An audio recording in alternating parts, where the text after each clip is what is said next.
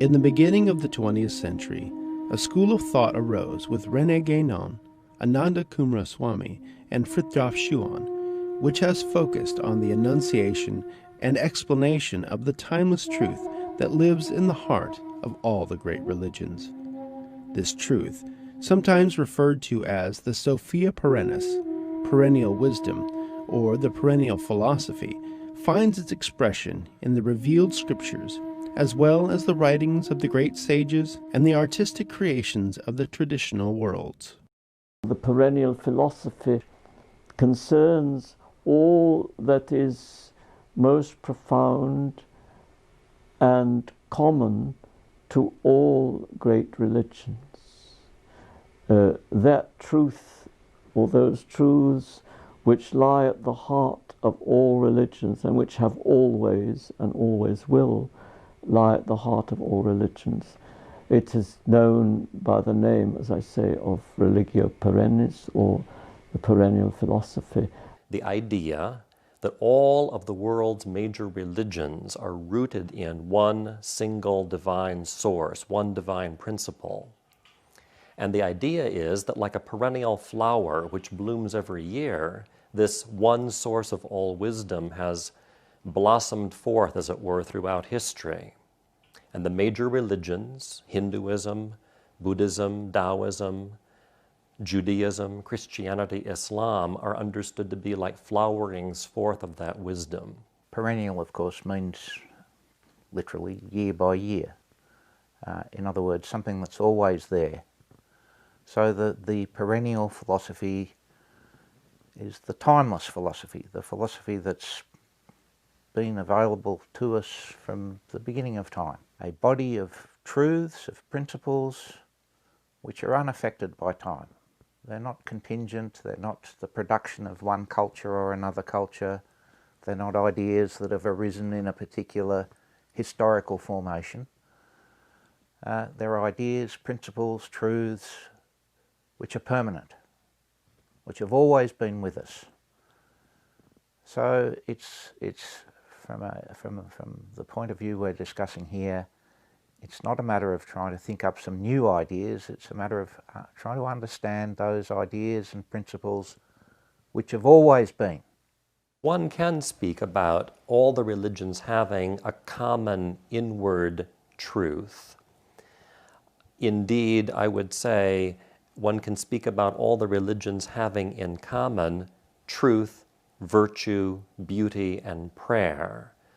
This is a formulation that Frithjof Schuon has used. Mr. Schuon? Yes? You have written more than 25 books Yes. on religion and spirituality. Yes. Your first book was entitled The Transcendent Unity of Religions. Yes. May I ask you how one should understand this unity?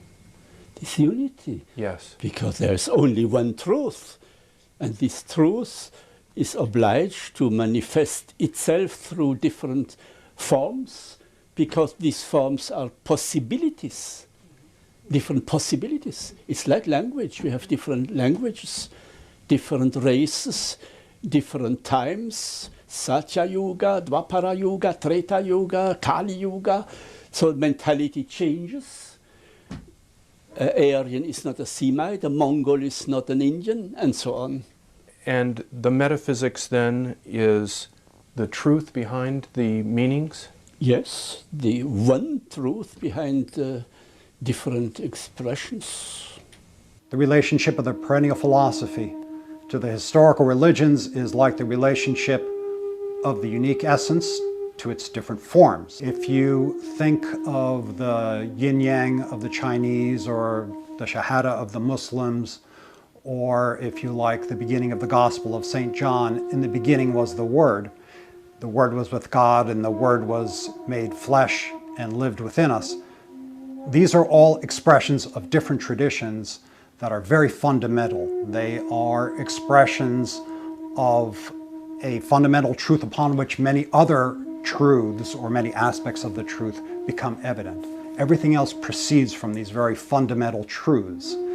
And this is the similar relationship between the unique essence and its different forms. The forms build upon the unique essence of God that has found its way into the different forms, and yet the way that those different forms manifest themselves are very different, one being in a Chinese milieu and another being in a Muslim Near Eastern milieu, and so on. So what matters really when you get down to the bottom of it is who God is, who man is, and what the relationship between the two is. Religion is there to bind man back to God, and in fact that's what the origin of the word religion means, to bind. So throughout time, God of course is the same, and if we accept that man is made in the image of God, the essence of these teachings is the same. It never changes as long as we know what God is, what man is, and their relationship.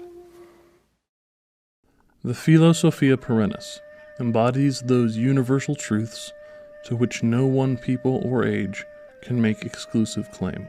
There is only one mythology, one iconography, and one truth, that of an uncreated wisdom that has been handed down from time immemorial. Ananda Coomaraswamy.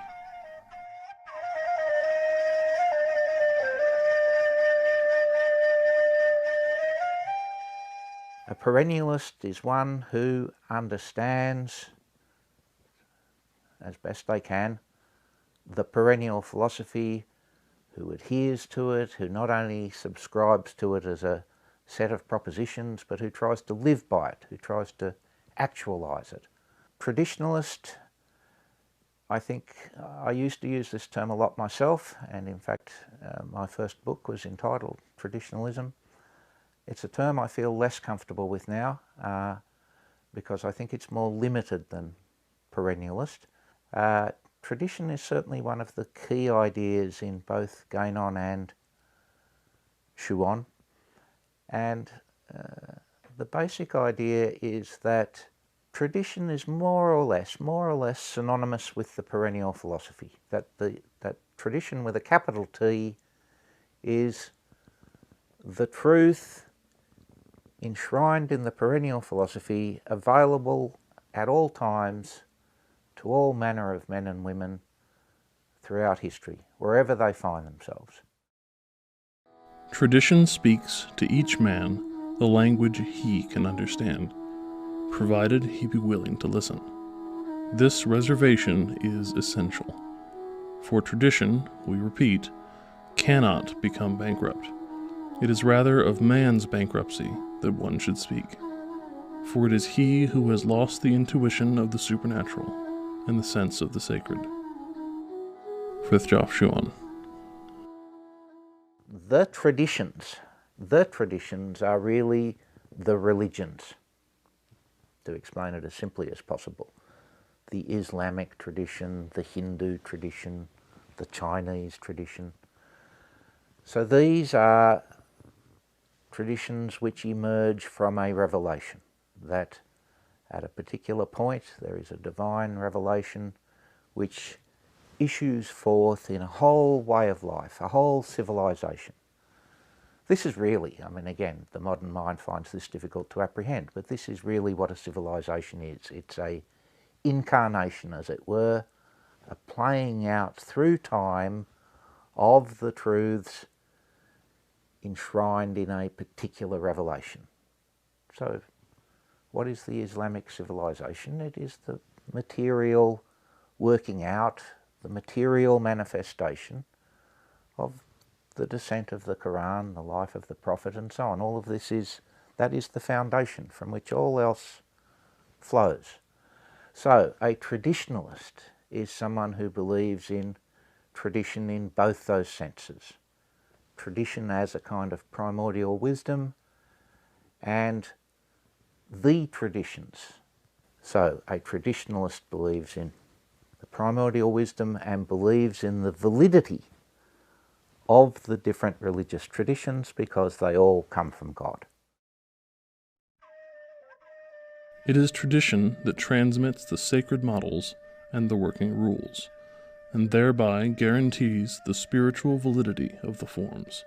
Tradition possesses a secret power which is communicated to an entire civilization, and determines even those arts and crafts whose immediate objects include nothing particularly sacred. This power creates the style of a traditional civilization. Titus Burckhardt. I've come to the view recently that perennialist is a more satisfactory term, although of course not without its problems also, because in the popular mind the phrase the perennial philosophy is associated of course with Huxley, and with Huxley's book of the 1940s, The Perennial Philosophy, a fine book in many ways, but in other ways rather confused and idiosyncratic. And there are also various quasi-spiritual, quasi-religious movements which lay claim to a perennial philosophy. So sometimes the works of someone like Mr. Schuon or Guénon become confused with, let us say, Aurobindo or Aldous Huxley or people of this sort, and this kind of confusion can lead to a lot of misunderstanding. So even with the term perennialist, it needs to be defined and clarified and disassociated from various other movements which share a certain amount of ground with the perennialists proper, but which in other respects are actually, they don't realise this, but they are actually symptomatic of the confusions of modernity.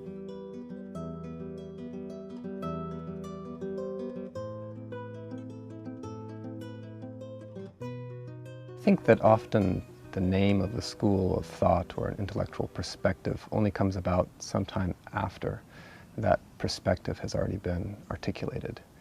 In the case of the traditionalist school, or the perennialist school as it's variously called today, the founders of that school themselves were not overly interested in titles. One might even say that they weren't interested in the ism, but in the thing itself, in the content of the school.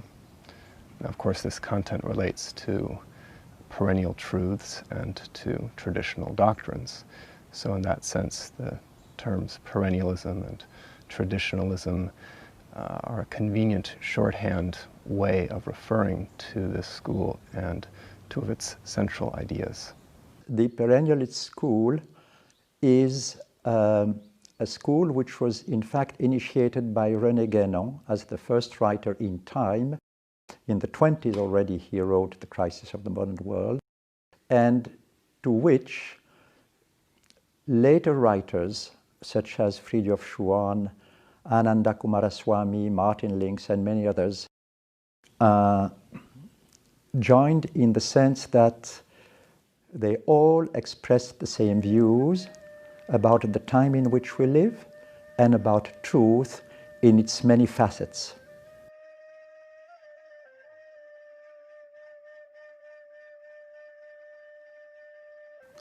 Traditional societies were closed systems, meaning that each religion had its own culture based on its beliefs and traditions, of course going back to time immemorial.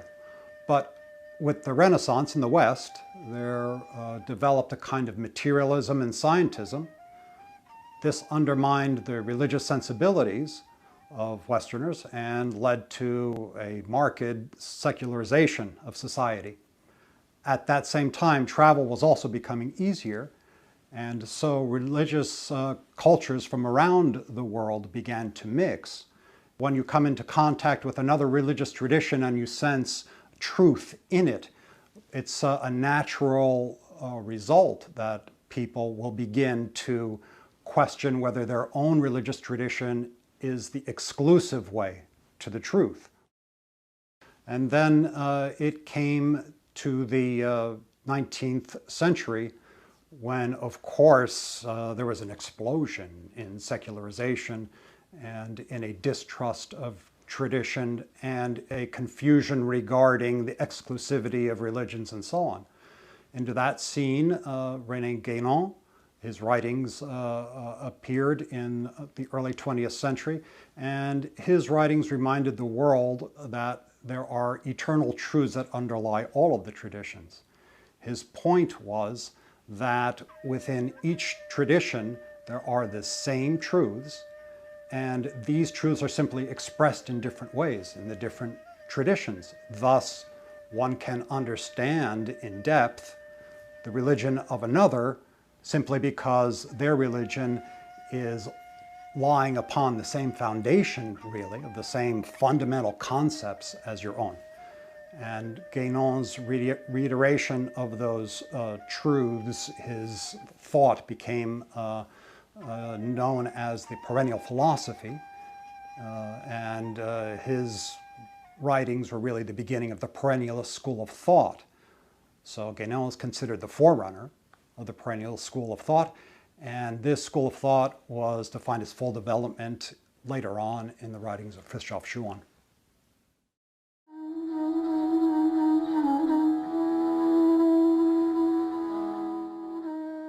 Yes, René Guénon was the first to write, first of all, criticizing the modern world, placing it where it belongs, that is to say at the very end of what the Hindus call the Kali Yuga, the fourth age, and then to speak about metaphysics, ultimate reality, and its innumerable modalities and attributes and aspects.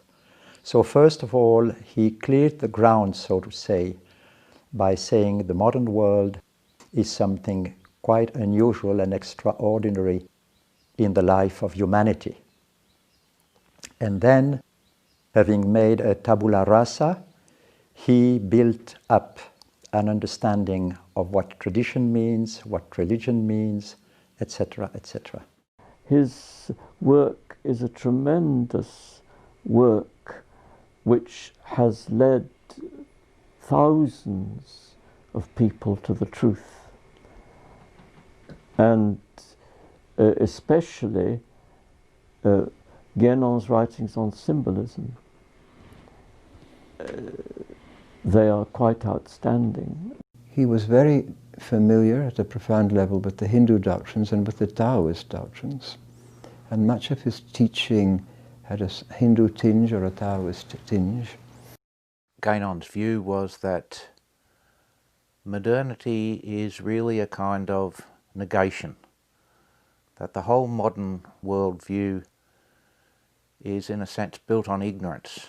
It seems to be a positive worldview which gives us an alternative way of understanding things, but its essential character is the denial of the transcendent and the denial of metaphysics, a kind of flattening out of our understanding of reality to an entirely horizontal and profane level, so that all of the vertical, so to speak, is eradicated.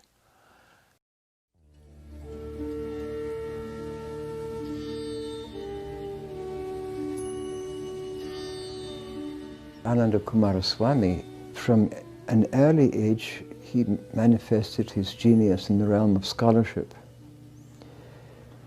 He devoted himself principally to what is expressed in the titles of one of his early books, The History of Indian and Indonesian Art. Relatively late in his life, he discovered the writings of René Guénon, and immediately that opened up his, it was like a stroke of lightning, lightening up his horizon. He was already one who understood traditional Hindu art in depth, but the writings of Guénon opened up to him from the perspective of the traditionalist vision of things. And he became a great exponent of the traditionalist point of view. He considered himself, and always said, that he believed in the Filosofía Perenne.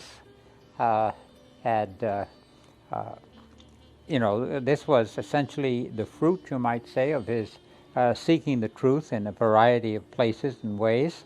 And he certainly believed that the truth has always been with us in one form or another, though often renewed by a divine descent of one form or another. As the world grew old and people forgot these perennial truths, God in His mercy would renew them in the most effective way. And I think that he felt that way.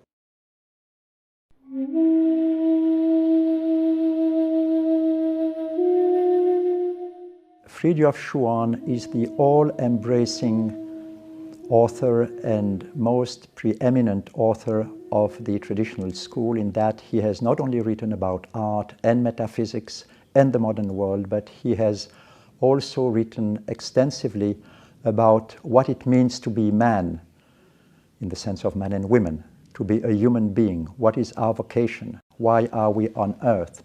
And he described the various paths through which, if we follow our vocation, we return to the divine. There is nothing in Guénon which is not to be found in Schuon. There is much in Schuon which is not to be found in Guénon. If I were to compare him with current philosophers, theologians, my impulse is to say, I can't do that.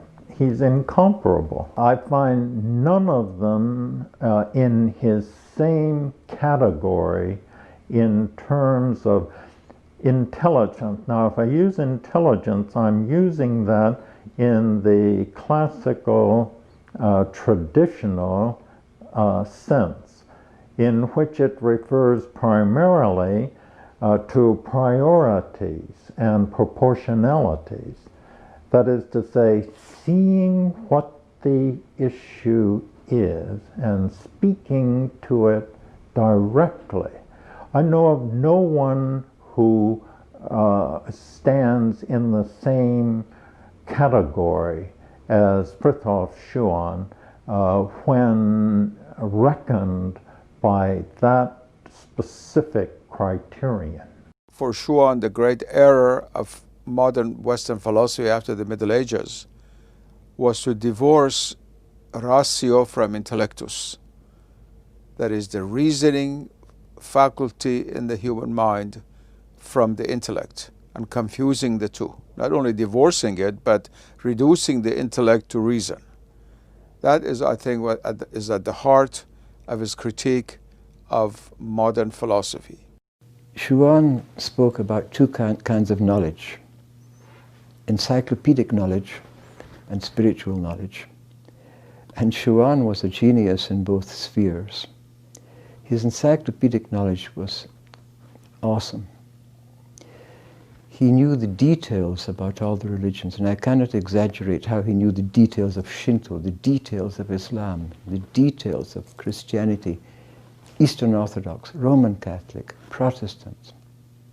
Schuon, of course, was a genius in spiritual knowledge, knowledge of the heart, knowledge of the intellect, as Eckhart called it.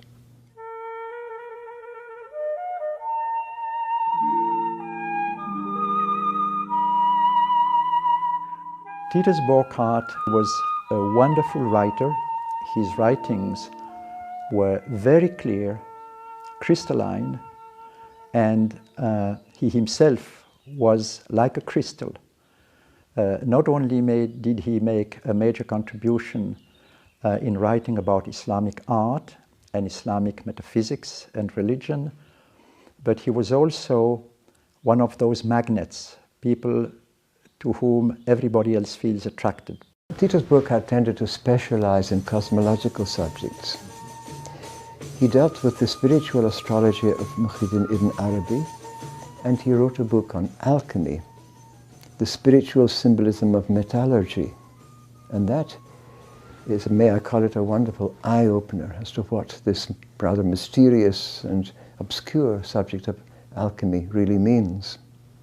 The other aspect of Burckhardt's work is his analysis of scientism and its many ramifications in modern life, and in particular the essay Cosmology and Modern Science, where he says what most needs to be said about modern science generally and about some of its particular manifestations, particularly evolutionism and psychologism. Also, when he was a specialist in traditional art, one can regard that as belonging to the domain of cosmology. Sacred art. In two books, his writings on doctrine and sacred art and cosmology are well summed up. One is Mirror of the Intellect, and the other one is The Essential Titus Burckhardt. These two books constitute a very well-rounded presentation of Burckhardt's intellectual and spiritual contribution, and they indicate the major role which he played in the perennialist school.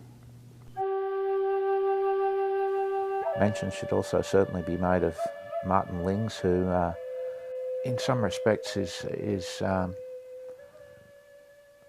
perhaps the most easily accessed of the great perennialist writers.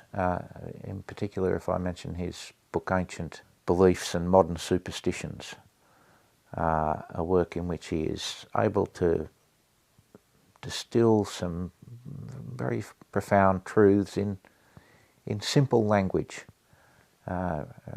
writing in a plain style, but very eloquent.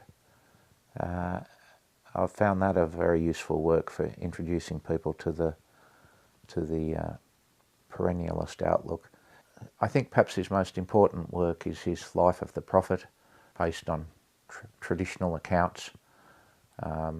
This is a work of, as one would hope and expect, a work of tremendous formality and sobriety and beauty, and the life of the prophet is recounted in all of its majesty and profundity. The Ancient Beliefs and Modern Superstitions is, in a nutshell, talks about the paradox of this modern idea of progress, which is a myth, as opposed to traditional worlds who are anchored in realities, eternal realities. Some of his other later works take the form of question and answers, and are very useful for spiritual seekers. But yes, Martin Lings, certainly a major figure in the perennialist movement. Marco Pallis was born in 1895, and he became one of the earliest Western practitioners of Tibetan Buddhism. He traveled to Tibet on several occasions, and nearby countries as well, and studied there with lamas in the tradition. He was also deeply influenced by the writings of the traditionalists Rene Guénon, Ananda Coomaraswamy, and Fridtjof Schuon, each of whom he in fact knew personally and interacted with. As a committed Buddhist and as a traditionalist as well, he wrote naturally on Buddhism, especially in its Tibetan branches, but also on the nature of tradition in general. He was particularly interested in what he termed the Buddhist-Christian dialogue, recognizing that while on one level there are certain irreconcilable differences between the traditions, on another and higher level these two traditions join hands, so to speak, in a transcendent unity. At the time of Pallis's early writings, the Tibetan tradition was very little known in the West, and those who knew anything of it tended to have a rather prejudiced view of it as some sort of, superstitious hocus pocus and, mumbo jumbo. Marco Pallis, in Peaks and Lamas, and later in The Way and the Mountain, which I actually think is a much more important book than Peaks and Lamas, although much less popular, Marco Pallis was able to give us an account of the Tibetan tradition in the context of the perennialist outlook. So his works also, I think, have a very special place in the perennialist school. Lord Northbourne was one of the English members of the perennialist school He came to this perspective actually through his writings and interest in agriculture. He was credited with coining the term organic farming. And for Lord Northbourne, organic farming didn't just mean not using pesticides. It meant the proper relationship between man and his creator, between the whole cosmos as a whole, should be maintained. His very first book, Look to the Land, was discovered by Marco Pallis, and it was Marco Pallis who introduced him to the perspective, and he went on to write two beautiful and very simple books that introduce the perspective to a wider audience. Another Englishman, more or less contemporary with Martin Lings, his work, Religion in the Modern World, is a marvellous introduction to traditionalist thought.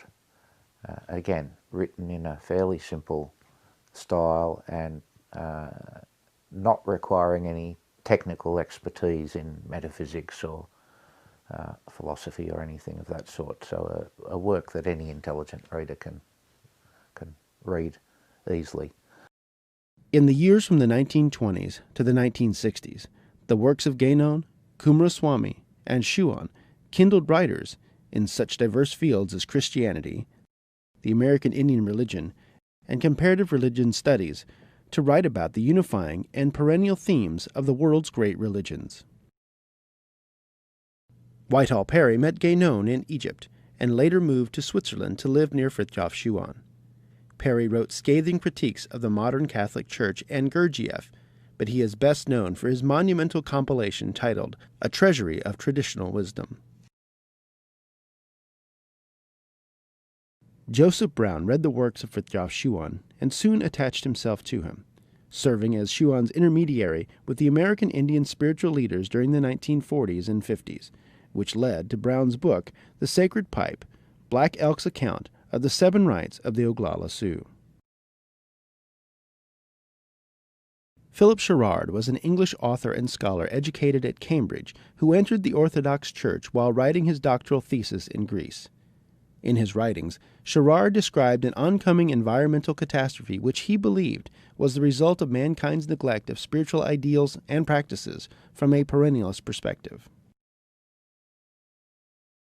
Syed Hussein Nasr's first introduction to the writings of the 3 leading perennialists, Guénon, Coomaraswamy, and Schuon, came during a seminar on Oriental philosophy in his junior year at MIT in the early 1950s.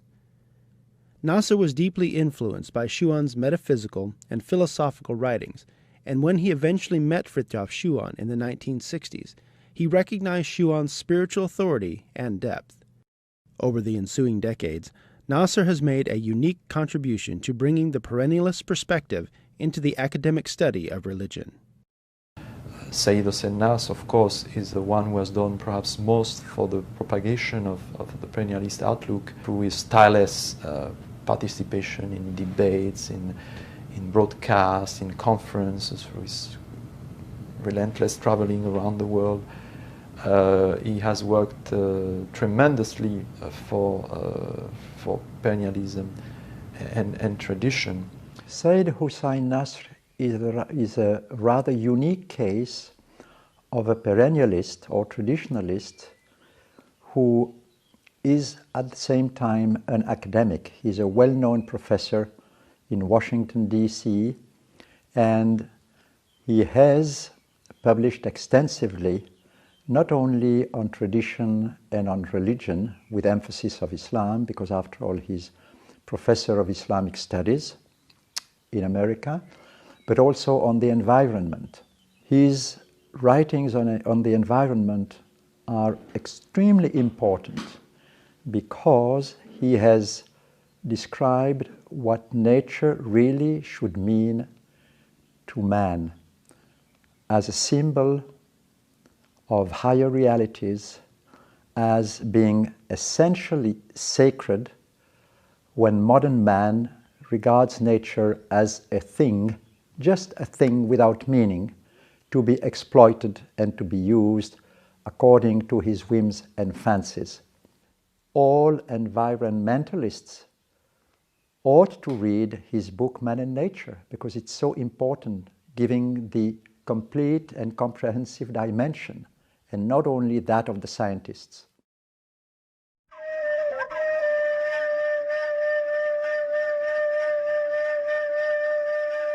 Most modern scholarly approaches to religion are based, in my opinion, on the false and mentally crippling idea that the only kind of knowledge we humans can have is limited to the empirical order.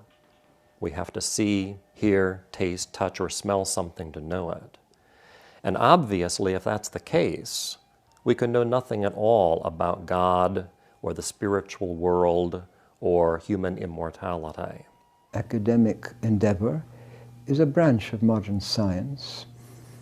And the problem with modern science is not that it tells us the truth about atoms. The problem with modern science is that consciously or unconsciously it excludes higher levels of reality from the beginning.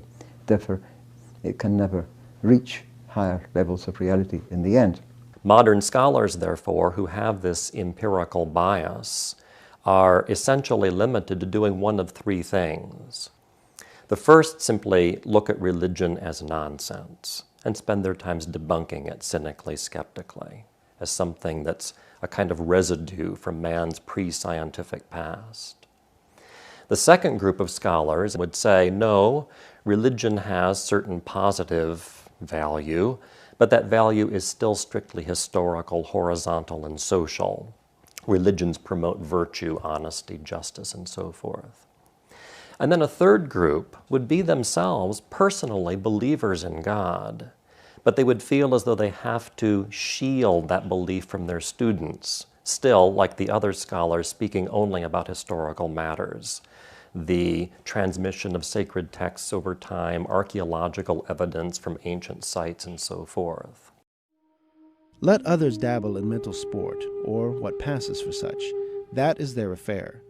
But such things as these are of no interest to us. For the metaphysician, what matters is to know what is, and to know it in such a fashion as to be oneself truly and effectively what one knows. René Guénon. Schuon once referred to these things by saying that modern inquiry starts from doubt, and ancient wisdom started from certainty. In academia, one is often trained in considering things on the level of the ground, so to speak, as we say in French, on the level of daisies, whereas Schuon's point of view is that of the eagle, as it has often been said. So these two scopes are, of course, antagonistic in a certain sense. Most college professors, most other faculty, having been trained to suppose that ideas and worldviews are strictly a function of historical period, political or economic class, gender, etc., most scholars don't think you can have any notion whatsoever of something that's truly absolute. There's no truth with a capital T for those people. I am not a relativist. Today all the scholars are relativists. I am absolutist. That's the difference, you see. I believe in truth, and the official scholars don't believe in truth. Perennialist scholarship begins with the conviction, as Frithjof Schuon would put it, that man is made for the absolute. In other words, that we have a capacity to know God directly. The perennialist teaches about religion. He writes about religion with the idea, with the conviction that his teaching and writing can have a transformative impact on his students, changing not simply how they look at the world, but the world that they look at, changing the kind of people they are.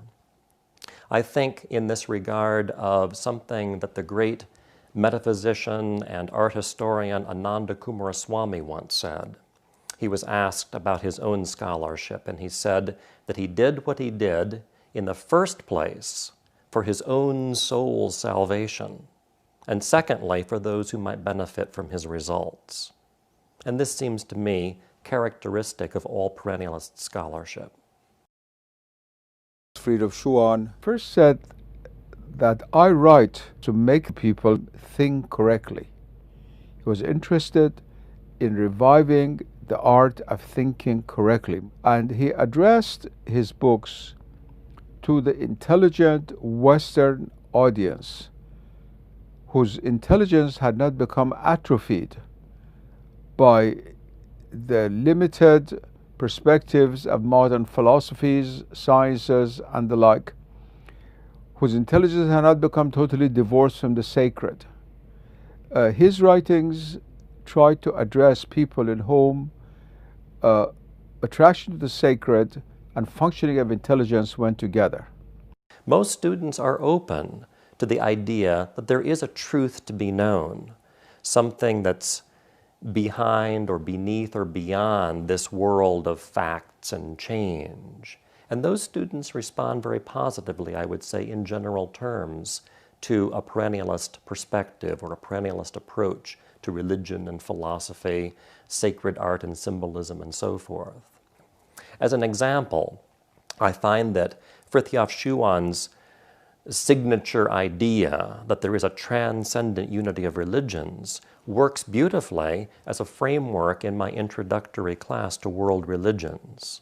And I also make use of his teaching that every religion is a combination of doctrine and method, of theory and practice.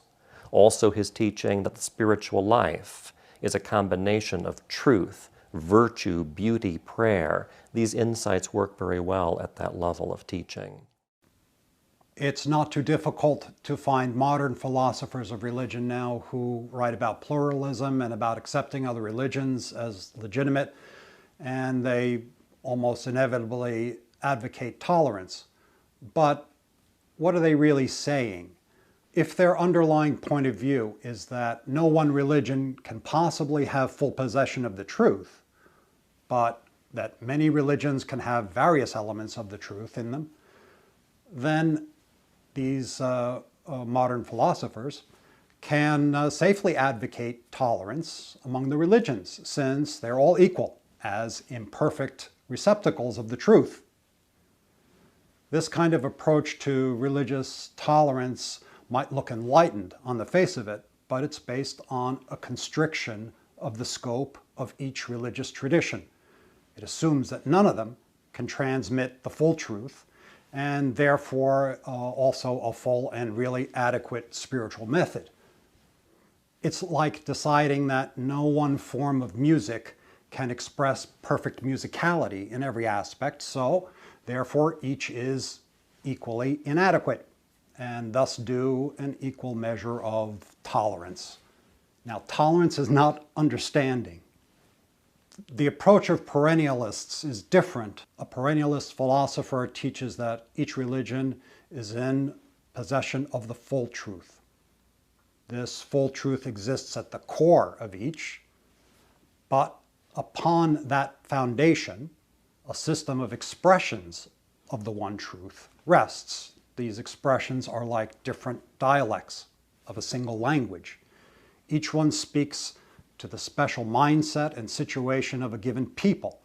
So if you get to the underlying essence of your own religious tradition, you can more fully understand others, whether they are Muslims or Christians or Hindus or whatever, because their traditions proceed from the same underlying truth as your own. That's the only real way to have a valid interfaith dialogue.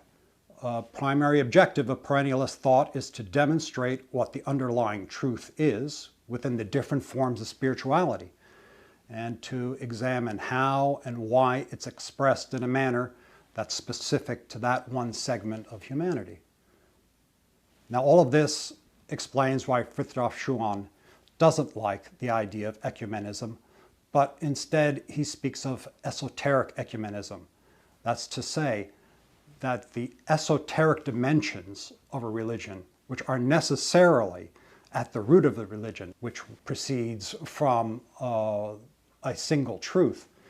The esoteric ecumenism then implies that the way for religions to cross a bridge to others is through the esoteric dimension, through understanding at depth the essence that comes from God, which each one shares with others.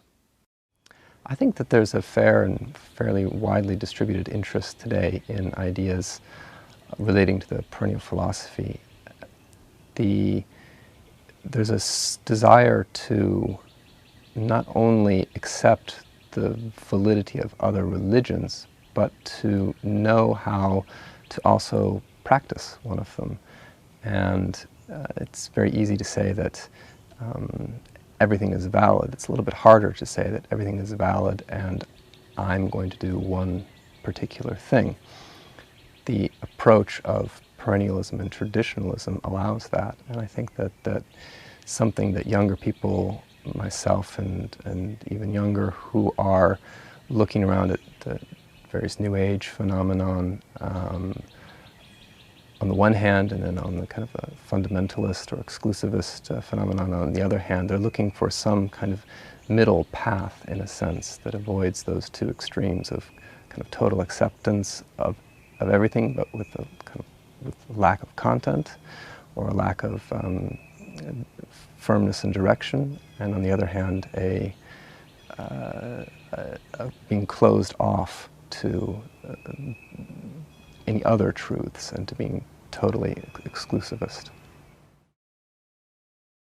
Religions may be likened in their outward or exoteric aspects to different points on the circumference of a circle, and in their esoteric or mystical paths to radii leading from these points to the one center which represents the divine truth. This image shows exoterism as the necessary starting point of mysticism. And it also shows that whereas the different exoterisms may be relatively far from each other, the mysticisms are all increasingly near and ultimately identical, converging upon the same point. Martin Lings. The authors who founded the Perennialist school were united in their adherence to the truth, which has always been and which always will be. Their written works endeavored to remind the world of that timeless truth in order to lead mankind back to the saving truth within all the world's great religions. Their message and their purpose can perhaps be best expressed by the words of the Perennialist school's preeminent spokesman, Fridtjof Schuon. In fact, everything has been said already, though it is far from being the case that everyone has always understood it. There can be, therefore, no question of presenting new truths. However, what is needed in our time, and indeed in every age as it moves away from the origins of revelation, is to provide some people with keys fashioned afresh. Keys no better than the old ones, but merely more elaborated and reflective, in order to help them rediscover the truths written in an eternal script, in the very substance of the Spirit. Fridtjof Schuon.